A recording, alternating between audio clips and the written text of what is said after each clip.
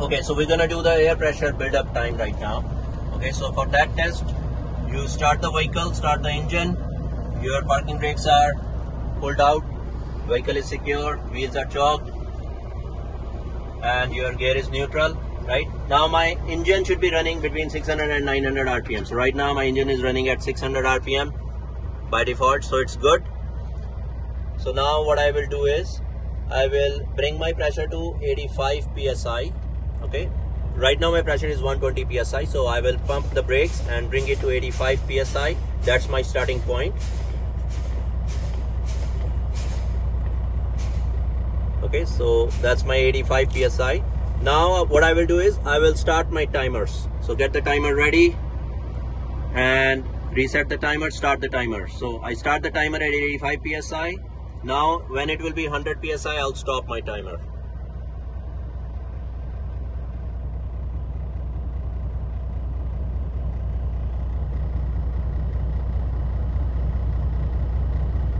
Okay, so it's 100 psi. I'm gonna stop my timer. It took 20 seconds, so it's good. If it is taking more than 2 minutes, then it's a minor defect. Okay, so it should not take more than 2 minutes. So in my case, my truck is good because it's taking 85 to 100, it's just taking 20 seconds.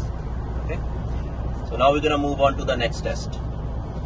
So next test is compressor governor settings. Okay, so that's cut in and cut out.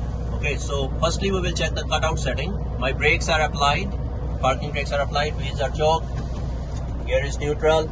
Now I can increase my RPM and I can make the pressure until I hear the sneezing sound and until my primary and secondary gauge stop moving up anymore. Right? So I will hear the sneezing sound, after which there will be no more pressure built.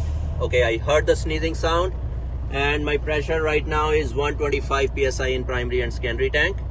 Okay, so that's my cutout point, governor, compressor governor cutout point, which is good because it should not be more than 145 psi. Okay, now your cut-in point is almost always 25 psi less than the cutout point. So for that I will pump the brakes and take out the 25 psi from there. So I will go to 100 psi by pumping the brake. So right now I'm pumping the brakes slowly and I'm bringing my gauges to 100 psi, primary and secondary. At 100 psi, what I'm going to do is I'm just going to observe the gauges to see if they're coming back automatically.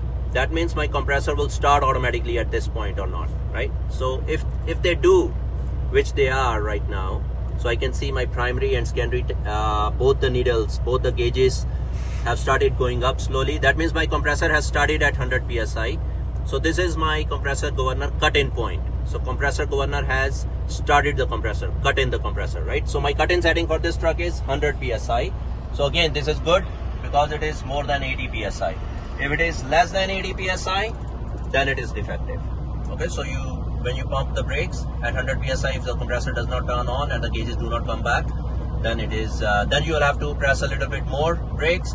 But if they go beyond 80 and the compressor is still not working, then your cut-in is defective. Okay, and then you put it on the logbook, inform the operator and park it out of service.